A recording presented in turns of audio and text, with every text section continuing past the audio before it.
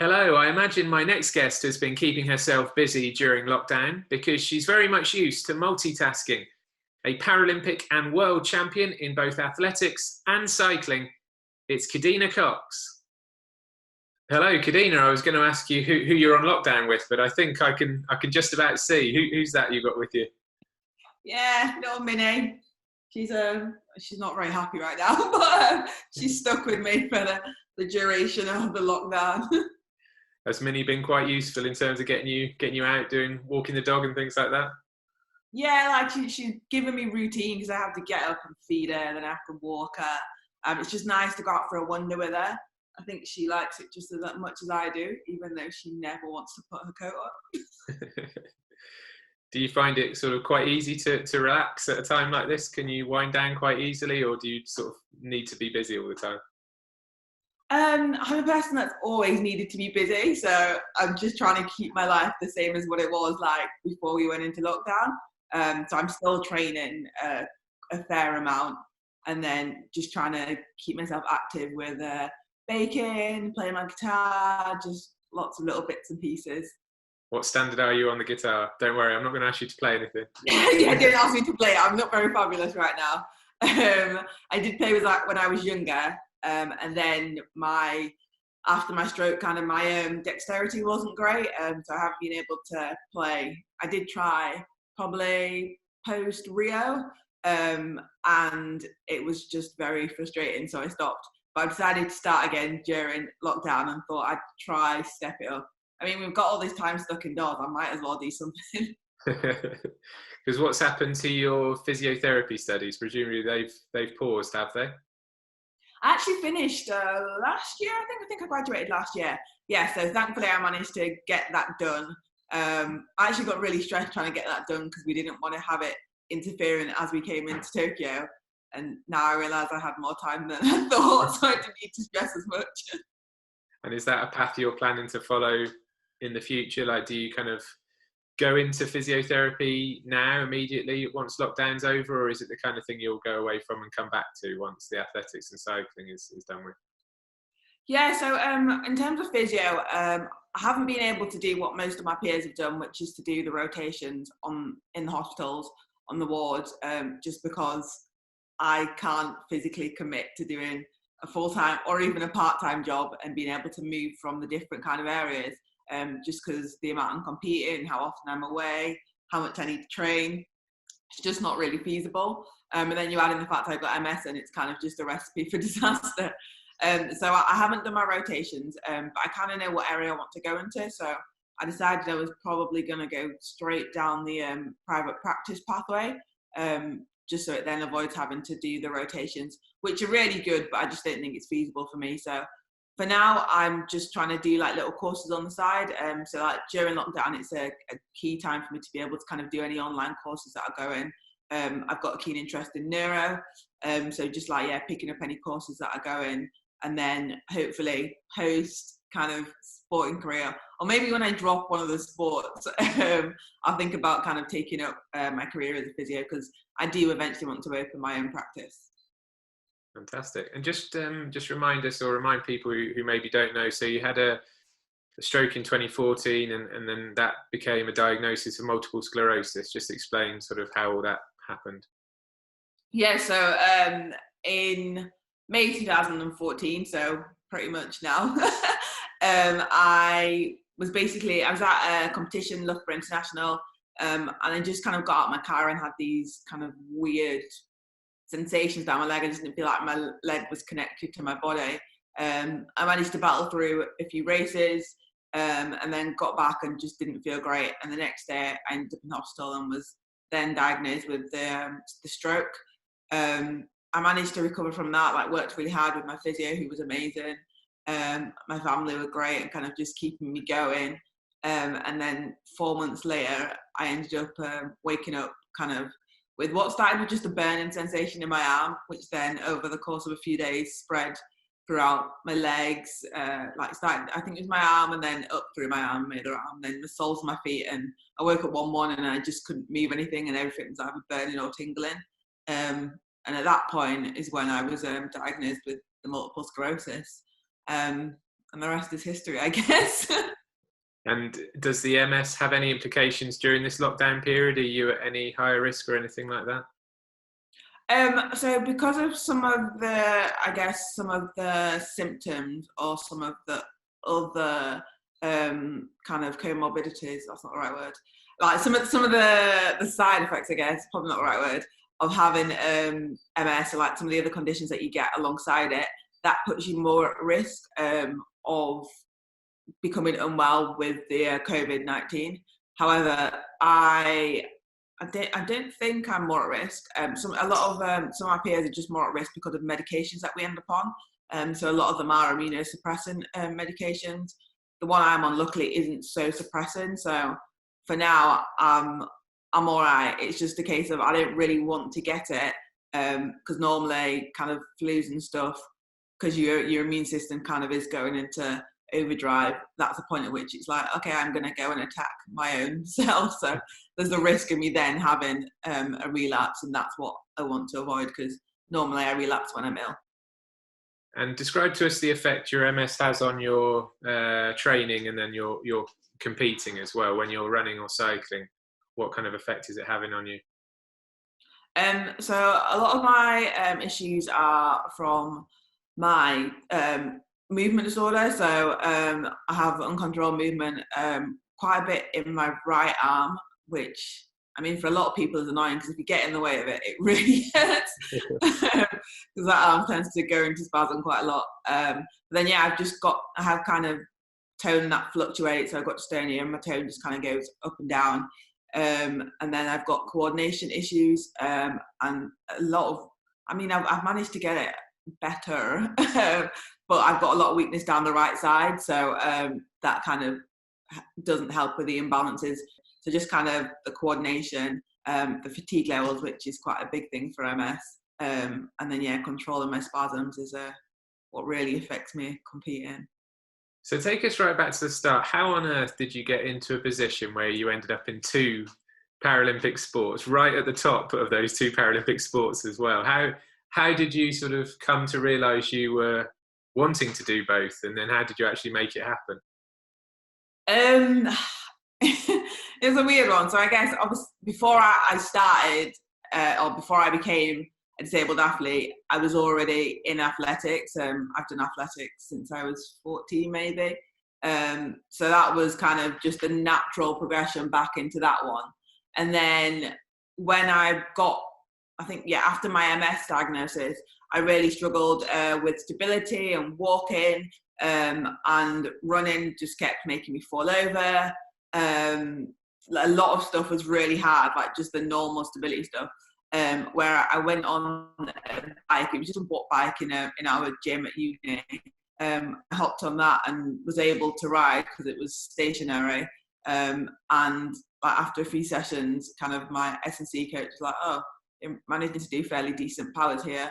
And there was another girl who was trying to transfer into cycling and had a contact, so I got in contact with them and kind of went in for a trial, and then they decided to kind of keep seeing how I'd go, so got me onto a track bike, and I did loads of sessions quite early with my coach, John Norfolk. He had me on the earliest session. It's probably safer for everyone else. But yeah, so I was on the early session, kind of just doing the riding. But I was still, obviously, athletics is my first love, so I was still kind of running my aim was to get back to doing the games in running. That was my initial aim. And cycling had never really been a thing, but it just kind of had cropped up. And as that was kind of ticking along, I didn't know whether I was going to be good at it or not. So I just kind of kept on with the running side of things. And then it kind of got to a point where I was like, oh, I'm actually doing all right in both of these. Like I managed to drop quite a bit in my 100-meter times. And I was like, okay, I'm doing all right here. And then it turned out I was relatively good in the cycling as well. But it was tricky in the cycling because I wasn't aware of what the rest of the world was doing, because it's not my sport. So I didn't really know where to look. And yeah, it was kind of probably just before. I think my cycling coach found out I was doing athletics when I was announced on the World Championships team. So I kind of just kept the two very separate, and thought, well, it's going to go one way or the other. I don't want to say anything to one and then compromise. I thought, at least if I've got two options, then one will work. I never thought they both kind of end up going so well. So I ended up in a situation where I was actually told to make a choice. Because I think a lot of people thought it was impossible to do two sports at a high level. Which I did make a choice. After the Athletics World Championships, I decided I didn't want to get rid of either sport and was going to do both. So I sent a really long email to a few people and thankfully I got a yes. And then you went to Rio and proved everybody wrong in terms of the doubters who thought you wouldn't be able to combine both sports. Three medals in the athletics and a gold in the cycling, so not a bad return. What are your reflections on Rio? Because that was a bit of a life changer for you, really, wasn't it? Yeah, I think the team had done a really good job of kind of keeping me kind of sheltered and kind of not having me in the media much. Not really. I think I didn't realise what I was doing or what I was attempting, and the team were aware of it. They're all very aware of what I was about to attempt. So I kind of went into it and just, I mean, it was a bit of a whirlwind. I was just literally, there was no moments of like, oh my God, I've just won. Like, it was just like, just crack on with the next event. Like, it was just like event after event after event. So I didn't really get a minute to kind of think, oh, okay, like this is what's going on. So I just kind of went through it. I do look back and think, oh, I wish I would have spent more time enjoying it and like being in the moment. But just because of how much was going on, it was really intense. I think, yeah, it was just tricky to kind of enjoy it per se. I did enjoy it, but not enjoy it. But yeah, like I look back and I think like it just reminds me how far I've come, and it just makes me appreciate the blessings that I've had, just because I was in such a low place like 2 years before that. So to have managed to achieve what I did, and do it with a smile on my face most of the time, it was pretty cool. Like, and I look back and I just think, wow, like you managed to do that, and I pushed the boundaries how I wanted to. I do look back and kind of think, oh, well, I wish that time was a bit quicker and that time was a bit quicker, and I wish I had another event. So it kind of fuels me into the next games. So yeah, I have looked at it and kind of analysed it more as an athlete as opposed to just the kind of like, oh, this is amazing. So I have analysed it and kind of, there are a few things that I want to put right in the next games. But yeah. And now, of course, you've got an extra year to train to try and make those improvements. But are you able to combine training for both sports during lockdown in particular? Because I mean, I don't know how you managed to do it all ordinarily. So during lockdown, it must be even harder, or maybe it's giving you a bit of a break. I don't know. To be fair, it's quite nice. Like, I do two sports which are very easily done at home. So I say very easy enough. So I've got my turbo, so I can ride on my bike. I have my roller, so I can ride on my track bike. If I really want, I can go find like an empty car park and do like starts on my track bike. Haven't done that yet. But then, yeah, I can head to the park and do a run, do my drill session. I've got mini hurdles in my back garden, so I can do like some drill sessions and technical stuff. I wouldn't say unfortunately. Fortunately, I've been able to actually, something that I've had an injury that's gone on for years, an Achilles problem. And I've actually been able to rehab it throughout this period. So my training's kind of gone down a little bit in terms of the running stuff, just because we're focusing on rehabbing the Achilles. So when I come out of the lockdown, I'll be in a better position than what I have been before, just because we've never had a window of time, because it's kind of athletic season, cycling season, athletic season, cycling season. I never get that kind of free time where I can kind of think, okay, you're in a down season. I can focus on getting that injury right. So hopefully it'll mean I can go into my first winter and not be worrying about the fact that I've got this Achilles that's going to play up all winter. So we're hoping, the plan was to kind of get it out the way now so that I can go into winter and kind of have like a full winter and a full season ahead of me, like ready to absolutely smash the games.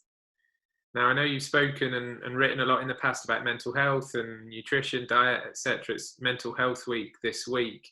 Has your mental health been okay during this period of lockdown? It's been quite tricky, I'll be honest. I think the first few weeks I was just kind of like, I don't know, like I was really enjoying lockdown. It sounds really bad. But I'm quite an introverted person, so I quite like being by myself, just cracking on, doing my own thing. As long as I can train and I can bake, I'm normally quite happy, and nap skiing.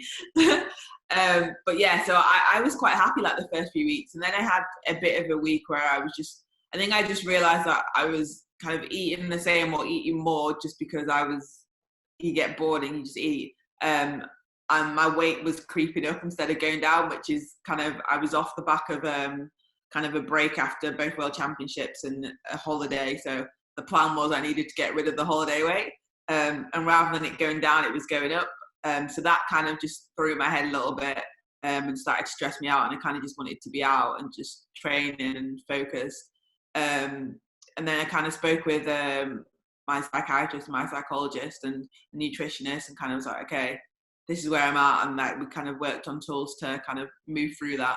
And then probably the last few weeks have been tricky for me. Just being in this rehab block means I'm not doing as much training, but not as much like intense training.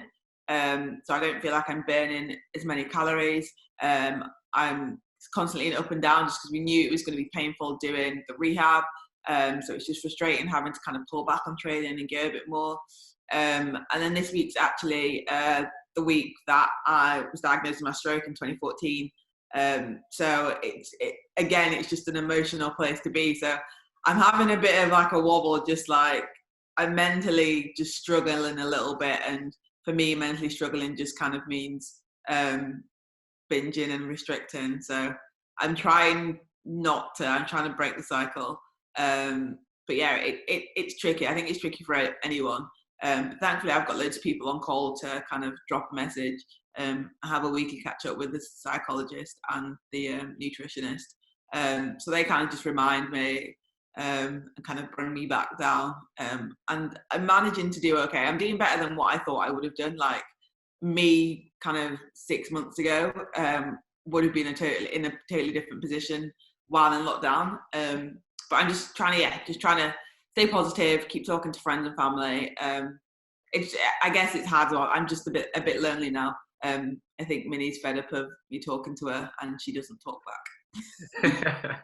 Well, hopefully it won't be too much longer for you, and you'll be able to get out and about and seeing people. And finally, I must ask you, because I was speaking to the Australian sprinter Evan O'Hanlon last week, and he's got ambitions to get in the Winter Olympic bobsleigh team for Australia. And I know the bobsleigh was something that you'd been having a little look at, and now it's not in the Winter Paralympics in 2022, but a winter sports, I think there was a mention of snowboard as well at some point, wasn't there as well? So a winter sport still something that you might look at in the future?